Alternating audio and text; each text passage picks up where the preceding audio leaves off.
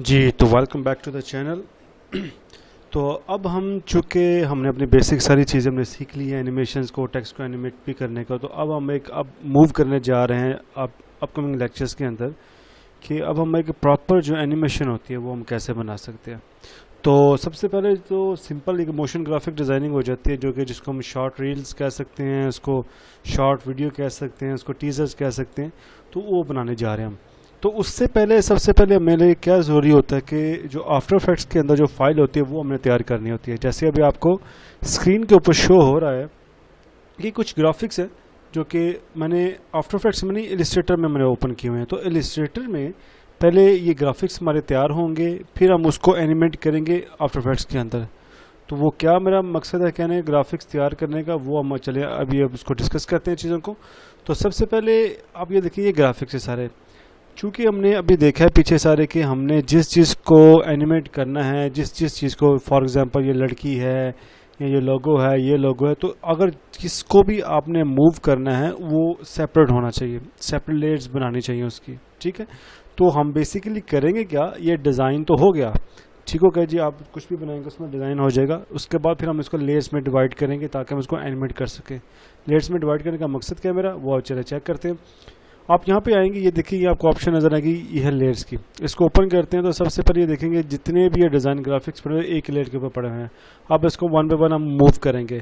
जब मैं इसको लेयर्स में मूव करूँगा फिर हम इसको नेक्स्ट लेक्चर के अंदर हम इसको एनिमेट करेंगे, तो फिर आपको एक बेटर उसमें समझ आ जाएगी सब चीज़ों की।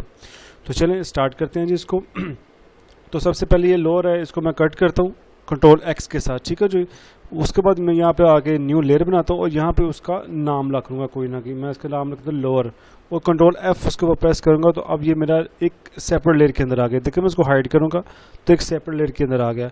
तो इसी तरह ही एक माइंड के अंदर एक स्केच होता है कि यार मैंने ये चीज़ों को मूव करना, तो आपने सबकी उसकी अलग अलग लेयर बना देनी है, ठीक हो गया। उसके बाद में ये लोगो है, इसको मैं लोगो को भी अलग करना चाहूँगा तो उसको भी मैंने कंट्रोल एक्स के साथ कट किया, इसमें लेयर के नाम है लोगो रखे, कंट्रोल एफ कर दिया ताकि वो जहाँ से मैंने उठाया था वहीं पे वो पेस्ट हो जाए।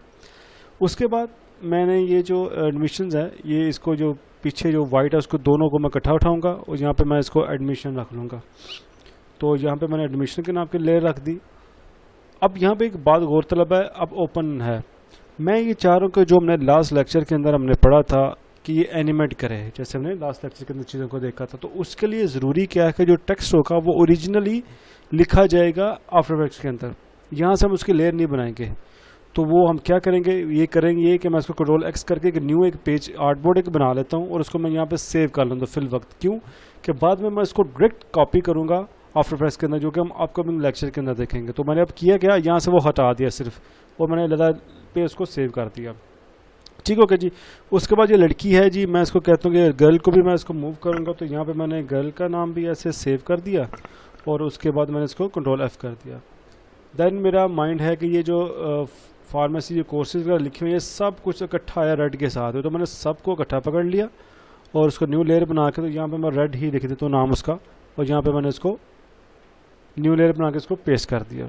उसके बाद ये वाला टेक्स्ट है, तो इसको भी मैं चाह रहा हूँ कि जो टेक्स्ट हो वो एनिमेट करें, तो इसको भी मैं क्या करता हूँ कंट्रोल एक्स करके फिल वक्ती तौर पे मैं ज़्यादा आर्टबोर्ड पे सेव कर लेता हूँ ताकि मैं इस टेक्स्ट को एज इट इज़ कॉपी कर सकूँ।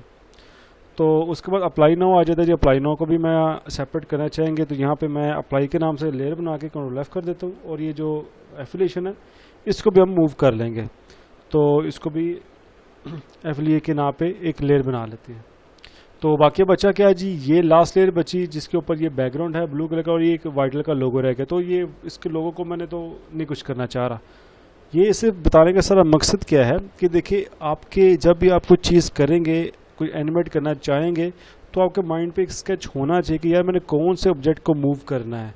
तो जैसे अब मैंने चाह रहा हूँ कि ये वाइट कलर का जो लोगो है बैकग्राउंड, उसको मैं कुछ मूव नहीं करना चाह रहा, तो दोनों एक ही लेयर में पड़े हैं तो मुझे इशू नहीं है।